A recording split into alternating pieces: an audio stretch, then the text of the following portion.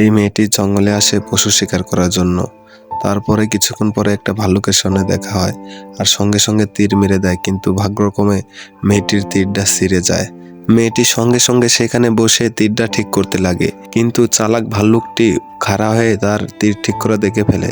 তারপরে উপরে যাওয়ার জন্য ভাল্লুকটি রওনা হয়, আর এখনো মেয়েটির তীর ঠিক হয় না। তারপরে এখানে ভাল্লুক চলে আসে, কিন্তু ভাগ্যক্রমে মেয়েটি সেখন বেঁচে যায়, কারণ মেয়েটির সঙ্গে ছিল একটি কুকুর।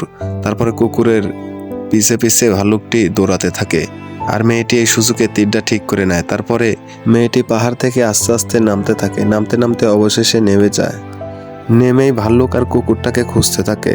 তারপরে ইতিমধ্যেই দেখা যায় কুকুর সেখান থেকে দৌড়ে পালিয়ে যাচ্ছে। মেয়েটি যখন হতভম্ব হয়ে কুকুরের পালানো দেখে, ঠিক একটু পরে তার কিছুক্ষণ পরে দেখে ভাল্লুকটাও পিছ পিছ আসছে।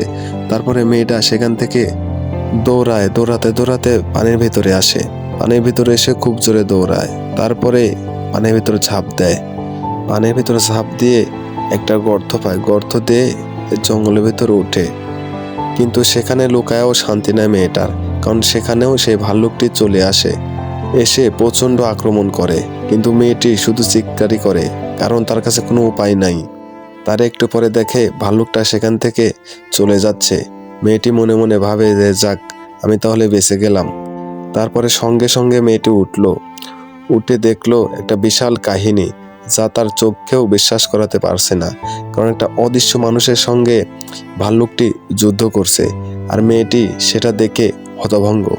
সেখন মেয়েটি ভাবছে মনে মনে, এ কি, আমি গুনার জাল থেকে এসে লোহার জালে পড়লাম, এটা আবার কি অদৃশ্য দানব রে বাবা।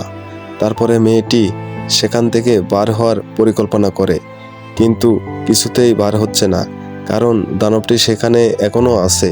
তারপরে ভাল্লুককে তাড়া ধরলো, ভাল্লুক এসে তার আস্তানার সামনেই পড়লো।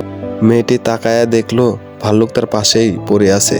তারপরে ভাল্লুককে নিয়ে সে অদৃশ্য জন্তুটা ভাল্লুককে উপরে তুলে মারল এক আছাড়। আর সেটা দেখে মেয়ে তো ভয়ে কাঁপছে, জানলাম এখান থেকে কিভাবে বেঁচে ফিরবো। তারপরে মেয়েটি এদিক ওদিক কিছু না ভেবে পানির মধ্যে ডুব দিল, দিয়ে সাঁতার কাটতে কাটতে নদীর ভিতর চলে গেল। আর ওই জন্তুটা তার অদৃশ্য চোখ দিয়ে মেয়েটির পালানো দেখছে। তারপরে মেয়েটি একটা ঘন পানির স্রোত দিয়ে নদী বয়ে চলে গেল, আর মেয়েটি অবশেষে বেঁচে গেল। তো বন্ধুরা, এই গল্পটা কেমন লাগলো অবশ্যই তোমরা কমেন্টে জানাবে। আর আমার চ্যানেলে নতুন হলে চ্যানেলটা সাবস্ক্রাইব করে দিও। তো সবাই ভালো থাকো, সুস্থ থাকো, আল্লাহ হাফেজ।